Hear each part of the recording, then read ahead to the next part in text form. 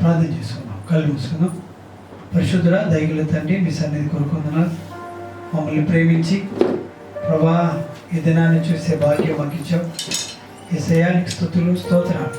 మనం దాని దినములో విశ్రాంతి దినములో మమ్మల్ని ఈ విధంగా నడిపిస్తున్నందుకే నీకున్నాను. మాకు మందిరంలో కూర్చొని ఆరాధించే అవకాశాలు లేకపోయినను ఈ విధముగా తండ్రి మీరు అనుకూలపరిచిన మీ శ్రేష్టమైనటువంటి ఏర్పాట్ల కొరకే నీకున్నాను. మీ సన్నిధి తోడించి నడిపించి మీరు మహిమ పొందండి. లైవ్ ప్రోగ్రాంలో, పాటల్లో, వాక్య పరిచయలో ఆయన సమస్తంలో మీరు తోడుండి, వాద్యంలో మీరు తోడుండి మీ నామానికి మీరు మహిమ తెచ్చుకోండి. కార్యమంతటిని మీ చేతులకు అప్పగిస్తాం. యేసు నామమును బట్టి వేడుకొంచున్నాము తండ్రి. ఆమేన్.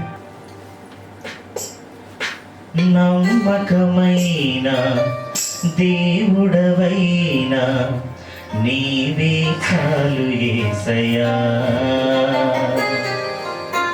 నమ్మకమైన దేవుడవైనా నీవే చాలు యేసయ్యా. నేనే అయ్యున్నా ఏ స్థితిలో ఉన్నా, నేనే అయ్యున్నా ఏ స్థితిలో ఉన్నా, ఇంకేమి కోరుకోనయా, ఇంకేమి కోరుకోనయా. నమ్మకమైన దేవుడవైనా నీవే చాలు యేసయ్యా.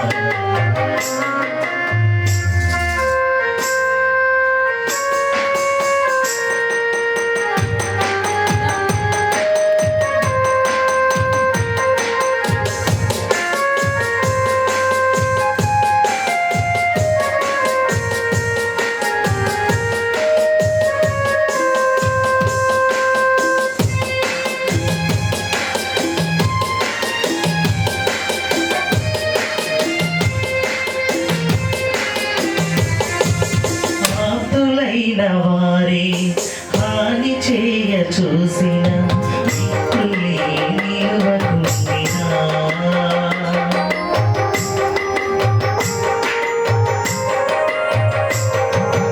ఆకులైన వారే హాని చేయ చూసిన మిత్రులే నిలువకుండినా, న్యాయము తీర్చి నీవు నాకుంటే, న్యాయము తీర్చి నీవు నాకుంటే చాలు యేసయ్యా, చాలు యేసయ్యా. నమ్మకమైన దేవుడవైనా నీవే చాలు యేసయ్యా.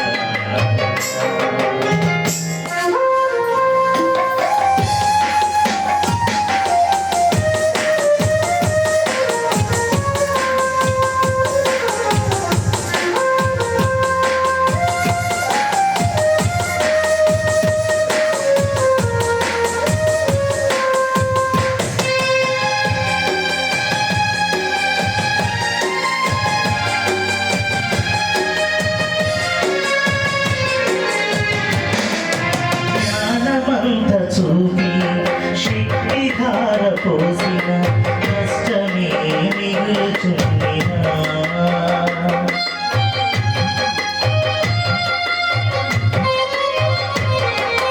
జ్ఞానమంత చూపి శక్తి ధార పోసిన కష్టమే మిగులుచుండినా, శాపము బాపే నీవు నాకుంటే, శాపము బాపే నీవు నాకుంటే చాలు యేసయ్యా,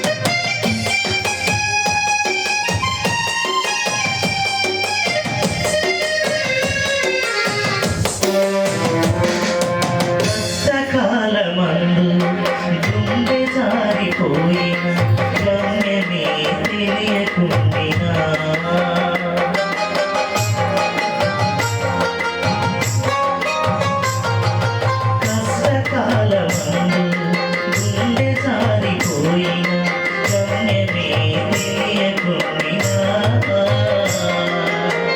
సాయము చేసే నీవు నాకుంటే సాయము చేసే నీవు నాకుంటే చాలు యేసయ్యా చాలు యేసయ్యా నమ్మకమైన దేవుడవైనా నీవే చాలు యేసయ్యా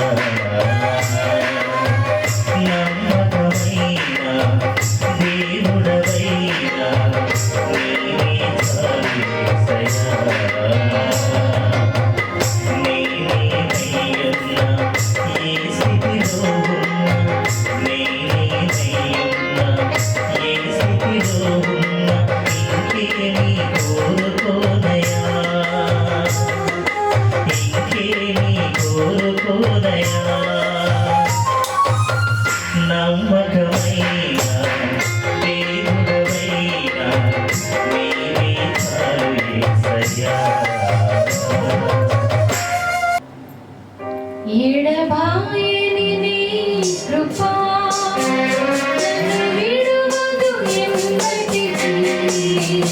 ఎడబాయని నీ కృపా నన్ను విడువదు ఎన్నటికీ.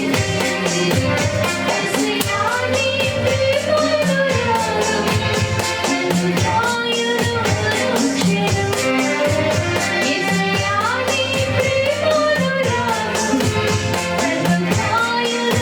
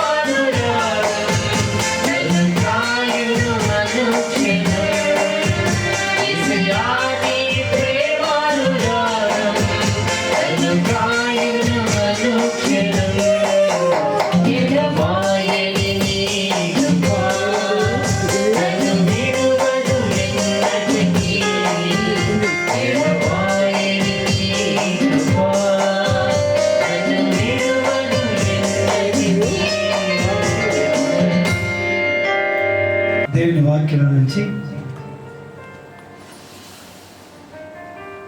కొన్ని మాటలు చూసుకున్నాం. దేవుని కృపను బట్టి, దేవుని దయను బట్టి, దేవుడి దినాన్ని చూసేటువంటి అవకాశాన్ని మనందరికీ కలుగజేసిన దేవునికి మరి వేలాది వందనాలు తెలియజేద్దాం. దేవుని వాక్యం నుంచి ఒక మాట, 1 పేతురు పత్రిక దయచేసి 2వ అధ్యాయము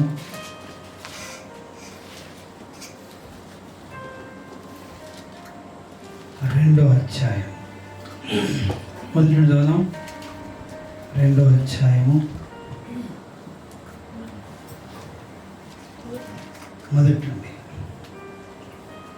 ప్రభు దయాళుడని మీరు రుచి చూచిన ఎడల సమస్తమైన దుష్టత్వమును, సమస్తమైన కపటమును, వేషధారణను, అసూయను, సమస్త దూషణ మాటలను మాని క్రొత్తగా జన్మించిన శిశువులను పోలిన వారై నిర్మలమైన వాక్యమును పాలవలన రక్షణ విషయములో ఎదుగు నిమిత్తము ఆ పాలను అపేక్షించుడి. మనుషుల చేత విసర్జింపబడినను దేవుని దృష్టికి ఏర్పరచబడినదియు అమూల్యమును సజీవమునైన రాయియగు ప్రభువునొద్దకు వచ్చిన వారై యేసుక్రీస్తు ద్వారా దేవునికి అనుకూలములకు ఆత్మ సంబంధమైన బలులను నర్పించుటకు పరిశుద్ధ యాజకులుగా ఉండునట్లు మీరును సజీవమైన రాళ్లవల నుండి ఆత్మ సంబంధమైన మందిరముగా కట్టబడుచున్నారు. ఏలయనగా చిన్న ప్రాణం చేసుకుందాం. పరిశుద్ధుడా దయగల తండ్రి, మీ సన్నిధి కొరకై ఉంటున్నాం. మమ్మల్ని ప్రేమించి మాకు ఇచ్చిన మంచి సమయం కొరకే మమ్మల్ని స్తుతించుకొనిచున్నాం. మీ సన్నిధి తోడుంచి నడిపించి అయ్యకుడు నన్ను మరుగు చేసి మీరు మాట్లాడమని, మీ మాటల చేత నన్ను మమ్మల్ని దర్శించమని యేసునామమును బట్టి వేడుకొనిచున్నాము తండ్రి. ఆమేన్. దయచేసి చూద్దాం. 2వ అధ్యాయము 1వ వచనం చదవయా. ప్రభువు దయాళుడని మీరు రుచి చూచి ఉన్న ఎడల, ప్రభు దయాళుడని మీరు రుచి చూచి చూసి ఉన్న ఎడల చదవయా. సమస్తమైన దుష్టత్వమును, సమస్తమైన దుష్టత్వమును, సమస్తమైన కపటమును, సమస్తమైన కపటమును, వేషధారణను, అసూయను, సమస్త దూషణ మాటలను మాని ఏం చేస్తామండి? క్రీస్తులో మనం జన్మిస్తే ఇవన్నీ మనం మానివేస్తాం. దేవుని వాక్యంలో చక్కని మాట ఏంటంటే, చదివే మళ్ళొక్కసారి. ప్రభు దయాళుడని రుచి చూచి ఉన్న ఎడల. ప్రభువును మనం రుచి చూస్తే, ప్రభువును మనం ఎరిగి ఉంటే, ప్రభువును మనం తెలుసుకొని ఉంటే ఈ పాత లక్షణాలకి చోటు ఉండదు. ఆ వ్యర్థత్వం అంతటిని కూడా నువ్వు అసహించుకొని నేను పాపిని, నేను మంచివాడిని కాదు, నేను మంచిదాన్ని కాదు, నా బ్రతుకు మంచిది కాదు, నేను వ్యర్థురాలి అని గుర్తించడమే జన్మించడం. నేను పాపిని అనేటువంటి మాట ఏ వ్యక్తులమైతే మనం ఒప్పుకుంటామో అప్పుడే నువ్వు జన్మించినట్లు, లేదా అప్పుడే పుట్టినట్లు, క్రీస్తులో పుట్టినాం. ఎంత చక్కని మాట అండి. యెహోవా దయాళుడని నువ్వు రుచి చూచి ఉన్న ఎడల, రుచి చూచి ఉన్న ఎడల. ఎంత మంచి మాట. కీర్తనకారుడు కూడా అంటాడు ఏమని? యెహోవా దయాళుడని రుచి చూసి తెలుసుకో, రుచి చూసి తెలుసుకో. ఆయనలో మాధుర్యం ఉంది, ఆయనలో ఎటువంటి చెడు లేదు, కాబట్టి ఆయనలో మనం జన్మిస్తే ఆ చెడు నుంచి పూర్తిగా మనం విడిపించబడతాం. క్రీస్తు బిడ్డలమైపోతాం. క్రీస్తు బిడ్డల్లో ఉన్నటువంటి లక్షణం ఏంటంటే ఏమండి? సమస్తమైన దుష్టత్వం. ఒకటి కాదు, రెండు కాదు, సమస్తమైన దుష్టత్వం. Top to bottom దుష్టత్వమే.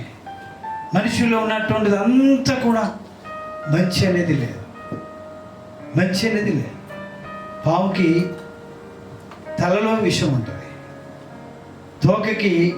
తేలికి తోకలో విషం ఉంటుంది, మనిషికి నిలువెల్లిన విషం. కాబట్టి ఆ విష స్వరూపాన్ని తీసేయడానికే యేసుక్రీస్తు ఈ లోకానికి వచ్చారు. దాని నుంచి బయటికి రావడం అనేది జన్మించబడడం అనేది. క్రీస్తులో జన్మించినామంటే వాటన్నింటి నుండి మనల్ని విడిపిస్తాడు, వాటన్నింటి నుండి మనల్ని విడిపిస్తాడు. బా ఎంత మంచి మాట అండి, 1వ వచనం ఎంత మంచి మాట. ఏముంటుంది వాక్యం? చదవ. ప్రభు దయాళుడని మీరు రుచి చూచి ఉన్న ఎడల, ప్రభు దయాళుడని మీరు రుచి రుచి ఉన్న ఎడల.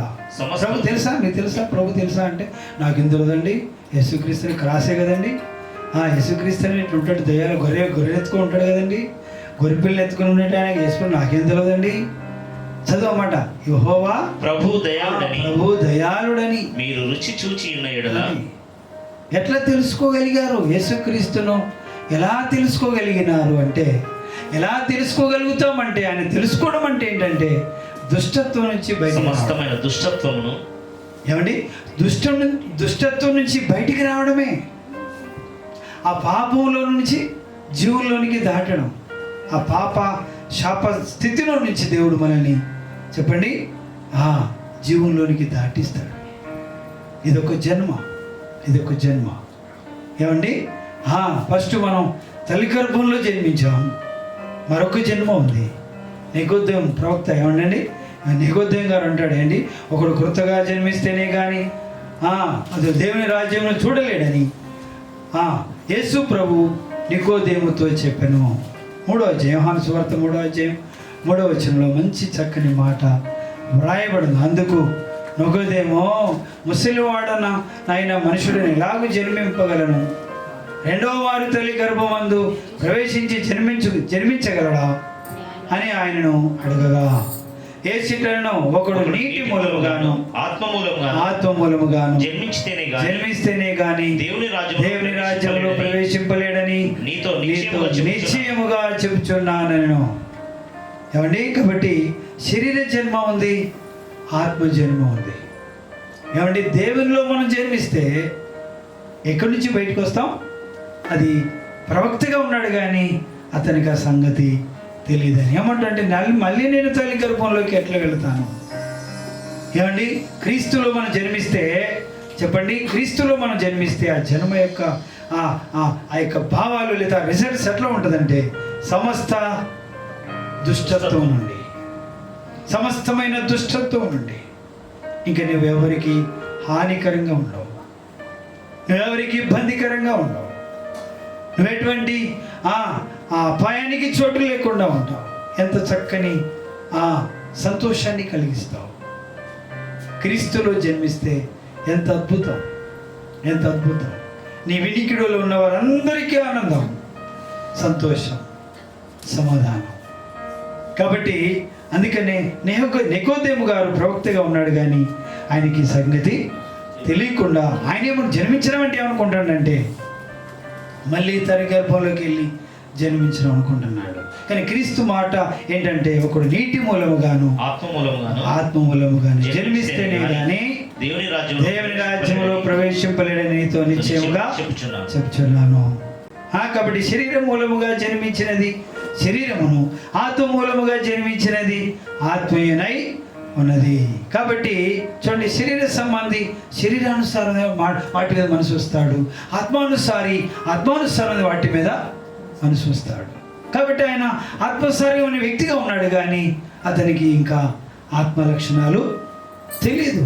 ఆత్మీయంగా జన్మించడం అంటే ఏంటో ఆయనకి తెలియకుండానే ఏమంటే తల్లి గర్భంలోకి మళ్ళీ ఎట్లా వెళ్ళాలంటున్నాడు. కాబట్టి జన్మ యొక్క లక్షణం ఏంటంటే దుష్టత్వం నుండి, సమస్తమైన దుష్టత్వం నుండి బయటికి రావడమే జన్మించడం, కొత్త జన్మ.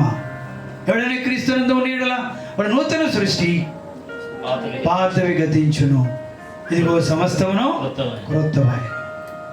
చూడండి, క్రీస్తులో పుట్టినట్లయితే అంతే. దుష్టత్వం నుంచి, సమస్తమైన దుష్టత్వం నుండి చెప్పండి, చదువుదాయా సమస్తమైన దుష్టత్వమును ఆ. సమస్తమైన కపటము అది ఏంటంటే వేషధారణను, సమస్తమైన కపటం కపటం నుండి, దుష్టత్వం నుండి, కపటము నుండి, వేషధారణను, వేషధారణ నుండి, అసూయను, అసూయ నుండి, సమస్తమైన దూషణ ఆ మాటలను సమస్తమైన దూషణ మాటలను మాని నువ్వు ఎంత మాట్లాడమన్నా మాట్లాడు. చిన్న బిడ్డ పుడితే చిన్న బిడ్డకి ఏమి చేస్తారు? పాలు ఇస్తారు. ఏమిస్తారండి? పాలతో పెంచుతాం. నువ్వు దేవునిలో పుడితే వాక్యంతో పెంచబడాలి. నీకు వాక్యము, వాక్యము, ప్రార్థన, పాటలు, వాక్యము, వాక్యము, పాటలు. చెప్పండి. ప్రార్థన, ప్రార్థన, వాక్యము.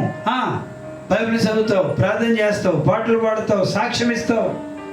ఇలా చంటి బిడ్డను ఆ పాలతో ఇలా పెంచుతున్నాము. ఆత్మ బిడ్డకు కూడా ఏంటిది ఆహారం?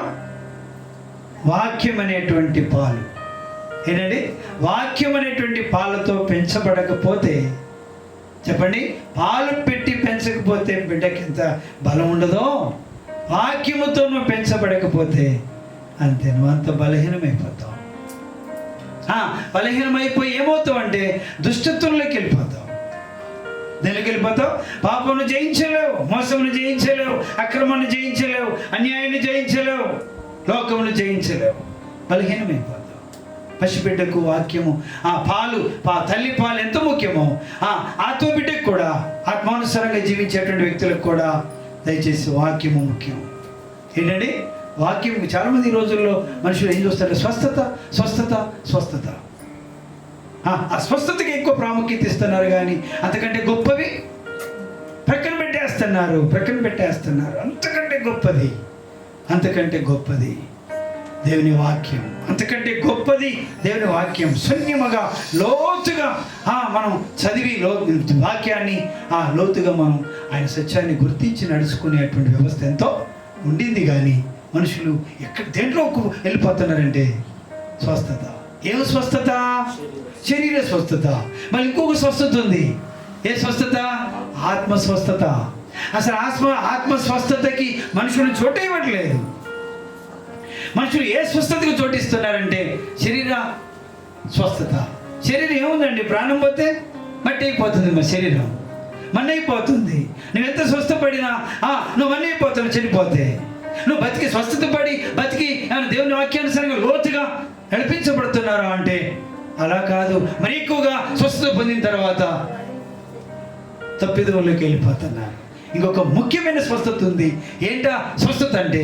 ఆత్మీయ స్వస్థత. బుద్ధికి స్వస్థత. చెప్పండి. తలంపులకు స్వస్థత, నోటికి స్వస్థత, నాలుకకి స్వస్థత, పెదవులకి స్వస్థత, చూపులకి స్వస్థత, హృదయానికి స్వస్థత, అంతరంగానికి స్వస్థత.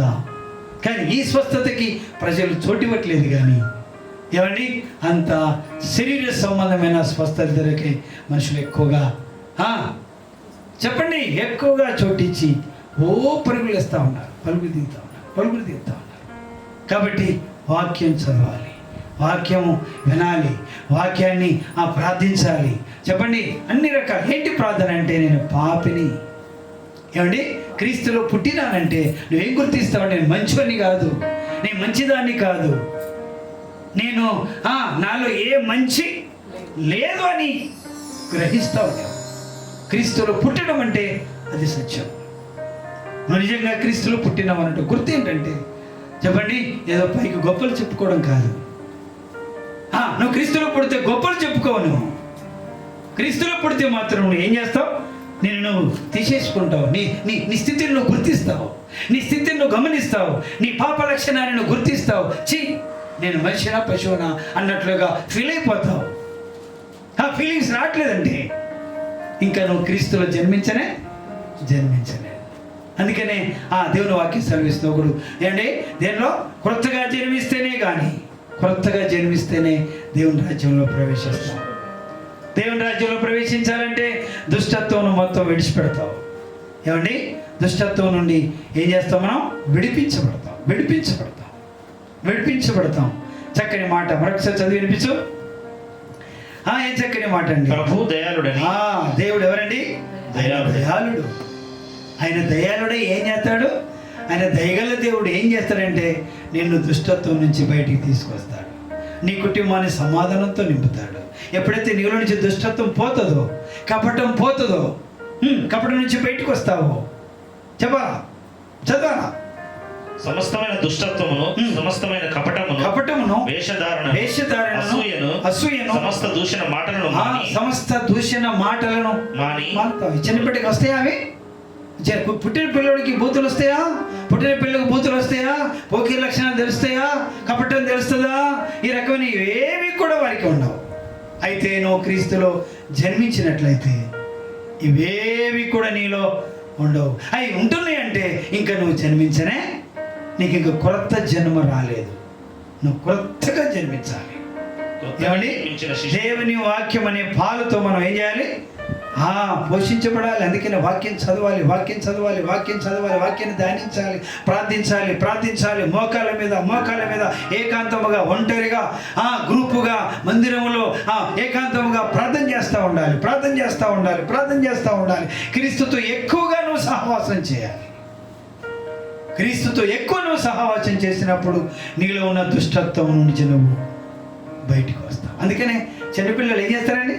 చిన్నపిల్ల తల్లి ఒడిలో ఉంటాడా, లేకపోతే పుట్టంగానే ఎవరికి అవతల పడతారు, చెంగే బెల్లని ఎగురుకుంటా? అరే మాట్లాడేంటండి, తల్లి ఒడిలోనే ఉంటాడు. తల్లి ఒడిలోనే ఉంటుంది ఆ పిల్ల, తల్లి ఒడిలోనే ఉంటుంది. ఏంటి ఆ వేడి తొలగిపోతే ఏడుతుంది. ఏ వేడి? ఆ తల్లి వెంట తగలపోతే మెల్లగా కొంతమంది చేస్తారు, మెల్లగా లేస్తారు. ఇది నిద్రపోయింది, ఇక లేచిన వెళ్ళకి నేను పనులు చేసుకుంటాను అనుకుని మంచం కిరకిర్రా అన్న కూడా మెల్లగా లేచినా కూడా 2 గంటలు చూస్తూ ఉంటుంది. అమ్మ నాయన ఏంది తల్లి నువ్వు పడుకున్నావు అనుకున్నా కదా, పడుకోవా అంటే లేవగానే కయ్యమని ఏడుస్తుంది. అట్లా నువ్వు క్రీస్తులో జన్మిస్తే దేవుని సన్నిధి అంటే నీకు అంత ప్రియముగా ఉంటుంది. ఒకవేళ దేవుని సన్నిధి లేకపోతే నువ్వు ఏడుస్తుంది ఆత్మబిడ్డ. ఏమండి? ప్రార్థన లేకపోతే బాధపడతావు, ప్రార్థన లేకపోతే ఏడుస్తావు, దేవుని చిత్తానుసారంగా నడవకపోతే ఏడుస్తావు. ఎంత బాధ కలుగుద్ది. చంటి బిడ్డకి పాలు ఎంత ముఖ్యమో ఆత్మబిడ్డకు కూడా వాక్యం అంతా ముఖ్యము. కాబట్టి ఆ విధంగా ఎదగాలి. ఆ విధంగా ఎదిగినప్పుడే నువ్వు ప్రయోజనకరమైన జీవితాన్ని జీవించగలవు. ఆ దుష్టత్వం నుంచి నువ్వు బయటికి రాగలవు. లేకపోతే మనం విడిపించేవారు ఎవరు లేరు. కాబట్టి మనందరం కూడా క్రీస్తులో జన్మించిన ఆ జీవితాన్ని సంపాదించుకుంటే మనం మన కుటుంబానికి ఆశీర్వాదకరంగా ఉంటాం.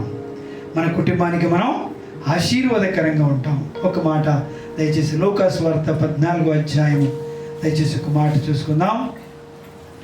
లూకాసు వార్త నేడు అనేకులు శిష్యుల వలె ఆదరణ వాక్యాలను, స్వస్థతలను, అద్భుతములను మాత్రమే కోరుచున్నారు. కానీ ఎవడైనా నా యొద్దకు వచ్చి తన తండ్రిని, తల్లిని, భార్యను, పిల్లలను, అన్నదమ్ములను, అక్కచెల్లెలను, తన ప్రాణమును సహా ద్వేషించకుంటే వాడు నాకు పాత్రుడు, నాకు శిష్యుడు కానేరుడు అనే వాక్యాన్ని ఎవరు చెప్తున్నారు?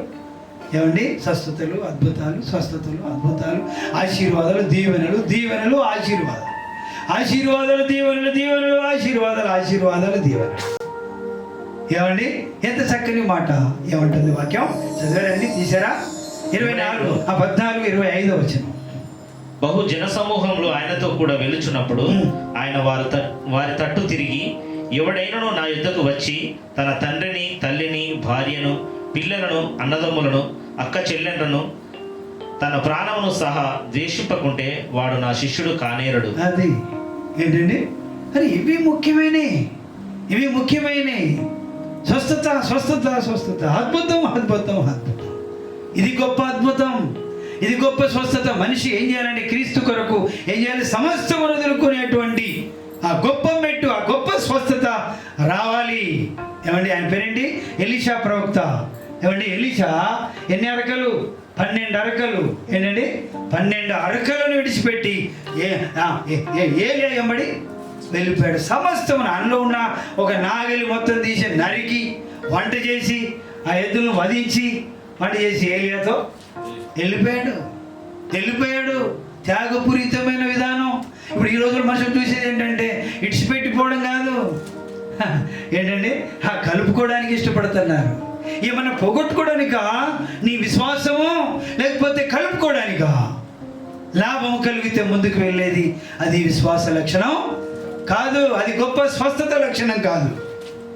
ఎలీషాకి గొప్ప స్వస్థత, తన బుద్ధికి స్వస్థత కలిగింది కనుక ఆయన సమస్తమును విడిచిపెట్టి, ఏమండి, భార్య, పిల్లలు, కుటుంబం, సమస్తం, ఆస్తి పాస్తులు, ఐశ్వర్యాలు యావత్తును విడిచిపెట్టి ఆయన ఏలియాబడి వెళ్ళిపోతా ఉన్నాడు.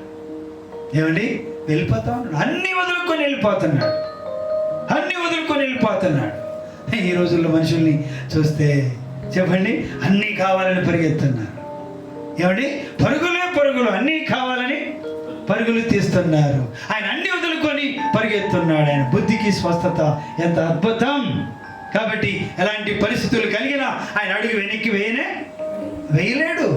బుద్ధికి స్వస్థత కావాలి. కాబట్టి ఆయన అంటున్నాడు, అందరినీ వదులుకునే పరిస్థితి వస్తే అందరినీ వదులుకొనగలిగిన ఆ గొప్ప చెప్పండి స్వస్థత మనం కలిగి ఉండాలి. ప్రభు చెప్తున్నటువంటి వాక్యం 26వ వచనం. ఏమండి, 25, 26. బహుజన సమూహములు ఆయనతో కూడా వెళ్ళుచున్నప్పుడు ఆయన వారి తట్టు తిరిగి, ఎవడైనను నా యొద్దకు వచ్చి తన తండ్రిని తల్లిని చెప్పండి, తండ్రిని భార్యను పిల్లలను అన్నదమ్ములను అక్క చెల్లెండ్రను తన ప్రాణమును సహా. అర్థమైందా మీకు? ఇది రియల్ స్వస్థత కలిగిన వారు అసలు ఏమి లెక్క చేయరు. అన్నిటినీ త్రోసివేస్తారు, అన్నిటినీ ప్రక్కన పెట్టేస్తారు.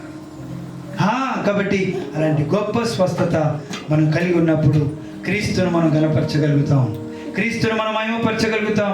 1 Peter 4:16. 1 Peter పత్రిక 4:16. ఎవడైనా నన్ను వెంబడింపగో నీడలా చదవయా. ఎవడైనా క్రైస్తవుడైనందుకు బాధను అనుభవించిన ఎడల చదువు. అతడు సిగ్గుపడక ఆ పేరును బట్టి దేవుని మహిమపరచవలెను. అది చాలండి, చక్కని మాట. మరొకసారి చదువు. ఎవడైనను క్రైస్తవుడు అయినందుకు బాధ అనుభవించిన ఎడల, నేను అసలు రావడమే దండగా అయిపోయిందిరా, ఈ దేవుని నమ్ముకున్నా ఏం ప్రయోజనం కలిగిందిరా, అనవసరంగా నేను ఫెయిల్ అయిపోయినానరా, అనవసరంగా నమ్ముకున్నాను, ఇలా బలవంతంగా దించానురా గిరాస్థాన మతంలా అని మనుషులు బాధపడుతున్నారు. క్రీస్తును నమ్ముకున్నందుకు ఏం కావద్దట? సిగ్గుపడద్దు. ఆయన మనకు దొరకడమే గొప్ప భాగ్యం. యేసుక్రీస్తు మన దేవుడు అవ్వడమే మనకు అదృష్టం. అది గొప్ప భాగ్యవంతమైనటువంటి విలువైనటువంటి జీవితం. అది ఆయన మనకు దొరకడం సామాన్య విషయం కాదు. ఏమండి, ఆయన మనకు దొరికాడంటే మనం అదృష్టవంతులం. ఆయన అనేకులకు దొరకట్లేదు. అరే, మనకు దొరికాడంటే అద్భుతమైన విధానం. అందుకనే ఆయన ఏమండి క్రైస్తవుడు అయినందుకు మనం ఏం కావద్దు? ఎవడైనా క్రైస్తవుడైనందుకు బాధ అనుభవించిన ఎడల అతడు సిగ్గుపడక ఆ పేరును బట్టి దేవుని మహిమపరచవలెను. దేవుని మహిమపరచాలి. ఎక్కడండి వారికి ఏమైనా ఆనందం కలిగితే మహిమపరుస్తున్నారు. హల్లెలూయా అని చెప్ప ఎంత చక్కగా దేవుని గణపరుస్తున్నారు. అన్ని మంచిగా ఉంటే గణపరుస్తున్నారు. ఏమండి, నిందల పాలైతే, అవమానకరమైన పరిస్థితులకు గురైపోతే మనుషులు ఎందుకు అనవసరంగా నేను ఈ రోడ్డుకు వచ్చాను అని బాధపడుతూ ఉన్నారు. ఏమవుతున్నారండి? బాధపడద్దు. యేసుక్రీస్తు తమకు దేవుడు కాగల జనులు ధన్యులు. ఏమండి, దేవుడు కాగల జనులు ధన్యులు. ఆయన యెహోవా తమకు దేవుడు కాగల జనులు ధన్యులని దేవుని వాక్యం సెలవిస్తే వీళ్ళు ఏమనుకుంటున్నారు? దరిద్రులుగా ఫీల్ అవుతున్నారు. క్రైస్తవుడు అయినందుకు బాధపడుతున్నారు. దేవుని ఎందుకు నమ్ముకుంటే ఇవరా అని బాధపడుతున్నారు. అసలు నేను నమ్ముకోమన్నాడు ఎవడు? అసలు నేను దేవుని దగ్గర రమ్మన్నాడు ఎవడు? అసలు ఏమండి, నేను వాక్యం సెలవిస్తాను. అసలు నేను రమ్మన్నవాడు ఎవడు? నేను రమ్మన్నవాడు ఎవడు? నేనంతా బలవంతం చేసిన వాడెవడు? ఏమండి, ఆయన సత్యాన్ని నువ్వు తెలుసుకోకుండా వచ్చినట్లయితే ఇలాగనే ఉంటుంది. ఏమండి, ఈ అడ్డం దొడ్డం కేసే, ఈ సరైన పుట్టక కాదు, ఇది అవిటి పుట్టక కాబట్టి అంతే. నువ్వు క్రీస్తుని కనపరచాల్సింది పోయి చెప్పు. క్రీస్తును అవమానపరిచేటువంటి పరిస్థితుల్లో నువ్వు పెరుగుతూ ఉంటావు. కాబట్టి దేవుణ్ణి అవమానపరచడం కొరకు మనం పుట్టలేదు. ఏమండి, దేవుణ్ణి గనపరచడం కొరకు క్రీస్తు మనకు తండ్రి అయ్యాడు. నాయన తండ్రి అని పిలుచుకునే అదృష్టం దేవుడు మనకి ఇచ్చాడు. ఎంత చక్కని మాట. ఇంకొక మాట, లూకాసు వార్త 9వ అధ్యాయం దయచేసి 23వ వచనం త్వరగా చదువుతారా ఎవరైనా? దేవుని వాక్యాన్ని చక్కగా మనతో మాట్లాడుతుంది. 9వ అధ్యాయం, లూకాసు వార్త 9వ అధ్యాయము 23వ వచనం. మరియు ఆయన అందరితో ఇట్లనను, ఆ. ఎవడైనను నన్ను వెంబడింపగోరిన యెడల ఎవడైనా నన్ను వెంబడింపగోరిన యెడల తన్ను తాను ఉపేక్షించుకొని తన్ను తాను ఉపేక్షించుకొని ప్రతి దినము తన సిలువను ప్రతి ఎత్తుకొని దినము తన సెలవునెత్తుకొని నన్ను వెంబడింపవలను. నన్ను వెంబడింపవలను. ఏం చేయాలండి? ప్రతిరోజు ఆయన సిలువ ఎత్తుకోవాలి. సిలువ అంటే శ్రమ, సిలువ అంటే బాధ, సిలువ అంటే వేదన. ఎవడైనా నన్ను వెంబడింపగోరిన యెడల తన్ను తాను తన్ను ఉపేక్షించుకొని తాను ఏం చేయాలండి? ఉపేక్షించు. ఫస్ట్ మనం ఉపేక్షించుకోవాలి. ఫస్ట్ మన జీవితాన్ని దేవుని చేతిలో పెట్టాలి. ఆయన చేతికి మళ్ళీ మనం అప్పగించుకోవాలి. నువ్వు ఆయన అప్పగించుకోకుండా నువ్వు మొదలు పెడితే నువ్వు ఎప్పుడు ఊడిపోతావో తెలియదు. అంతే. ఏమండి, చెయ్యిని యజమాని పట్టుకోవాలా, యజమాని ఏలును మనం పట్టుకోవాలా? యజమాని ఏలు పట్టుకుంటే ఎప్పుడు ఇచ్చి పెడతావో తెలియదు. యజమాని నీ మట్ట పట్టుకోవాలి. ఎవడైనా నన్ను వెంబడింపగోరిన యెడల, ఏం చక్కని మాట అండి, తన్ను తాను ఏం చేయాలి? ఉపేక్షించుకోవాలి. దేవునికి అప్పగించుకోవాలి. దేవుని చిత్తానికి అప్పగించుకోవాలి. నీ ఇష్టమునికి ఇంకా చోటు ఇవ్వకూడదు. నీ ఇష్టాన్ని నెరవేర్చడానికి గతించిన కాలమే చాలు. గతించిన కాలమే చాలు. ఎట్లా పడుతున్నా జీవించావు. ఇప్పుడు కూడా నేను క్రీస్తుకు ఉపేక్షించుకున్నానని చెప్పి నీ ఇష్టాలను నెరవేర్చుకున్నట్లయితే నీ జీవితం ప్రయోజనకరంగా ఉండదు. నిన్ను నువ్వు ఏం చేయాలి? ఆయనకు ఉపేక్షించుకోవాలి. ఆయన చేతికి నిన్ను నువ్వు అప్పగించుకోవాలి. అప్పుడు దేవుడు నిన్ను మంచి మార్గంలో నడిపిస్తాడు. నీకు మంచి విషయాలు నేర్పిస్తాడు. అందుకనే చిన్న బిడ్డలు ఆ తల్లి చేతిలో తండ్రి చేతిలో పెరుగుతూ ఉంటారు. వాళ్ళ చేతుల్లో ఉన్నంత కాలం వాళ్ళకి ఎటువంటి హాని కలగదు. ఇక వాళ్ళకి నడవచ్చుడు స్టార్ట్ అయిందా ఇక అంతే. ఎటెటో పోతా ఉంటారు. ఇంకా తిరగచ్చుడు అయిందా ఇంకెటేటో పోతారు. పరిగెత్తులు వచ్చిందా ఇంకెటేటో పోతారు. చెంగే బిల్లి. కాబట్టి చూడండి, ఆయన నడిపింపులో మనం ఉండాలి. దేవుడు నడిపించినట్లుగా మనం నడిచినట్లయితే ఓ ఎంత ఆనందం.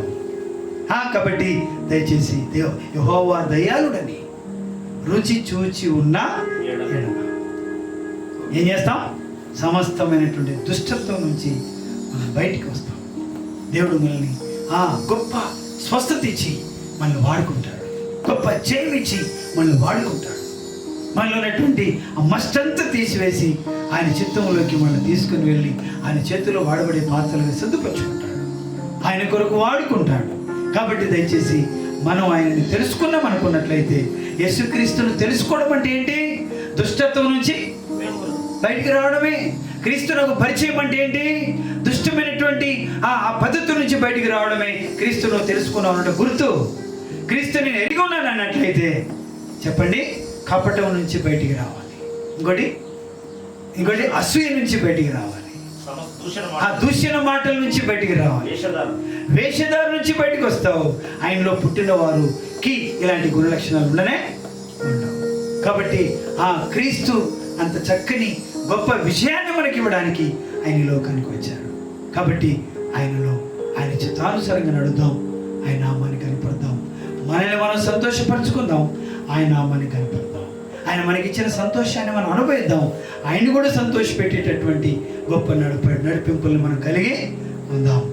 అప్పుడు అనేకులకు సంతోషం, మనకు సంతోషం, మన వెనుకల్లో ఉన్న వారందరికీ సంతోషం. కాబట్టి చూడండి, ఎంతమందికి సంతోషం.